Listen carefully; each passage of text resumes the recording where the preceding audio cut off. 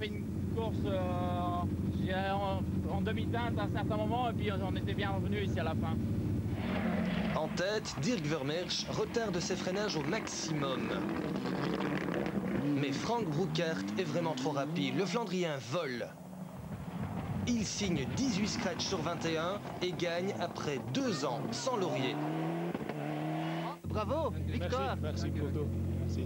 Je suis très heureux de gagner. Après une histoire noire, une fois gagné, c'est 2 ans passés que j'ai gagné. Bon, ça sont bref en 96. Bon, très heureux de gagner. Au classement final, Frank Brouckaert s'impose avec 1 minute 14 d'avance sur Gerd Vermeersch. Claudie Tang est à 1,39, Gerd Beaupré à 1,49 et Bernard Dethier à 1,51.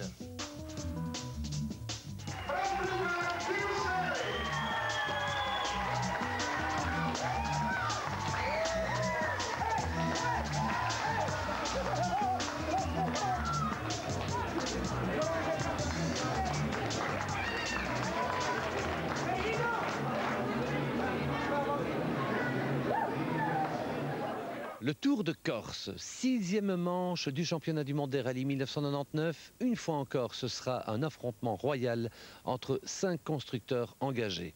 Ford, Mitsubishi, Subaru, Toyota et Seat. Un 6e pourrait brouiller les cartes comme il l'a fait en Catalogne, Citroën. Et un 7e fait sa réapparition historique, Peugeot, avec cette 206 World Rally Car.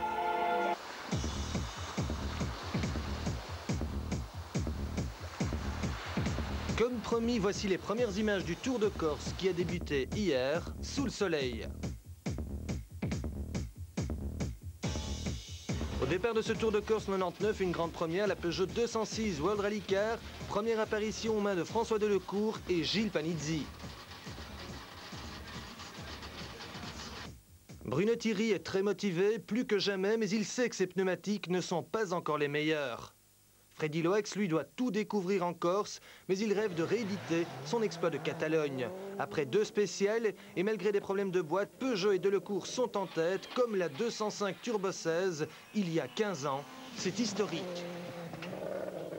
Historique, c'est un bien grand mot. Pour moi, historique, c'est Napoléon, c'est Général de Gaulle, c'est vrai que sur le plan sportif, c'est quelque chose de génial et qui probablement restera longtemps dans la mémoire des gens. Mais comme en Catalogne, Philippe Bugalski et sa légère Citroën Xara Kit Car prennent rapidement le dessus.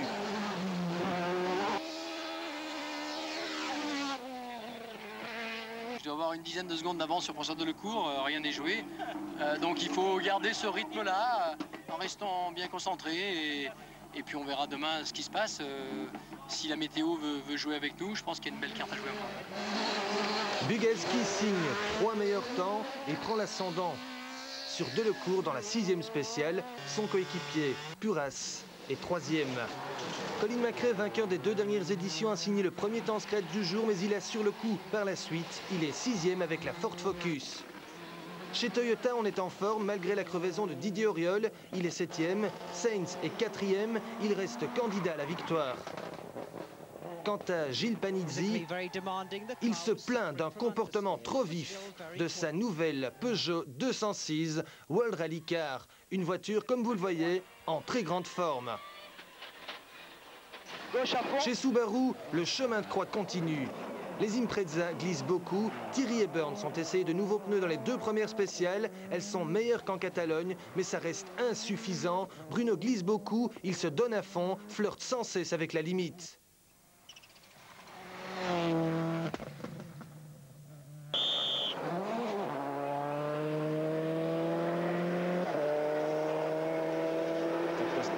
Il y a longtemps qu'il ne m'avait plus vu rouler ainsi.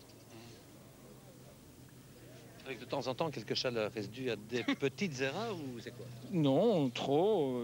J'en fais peut-être trop et subitement on peut perdre d'adhérence.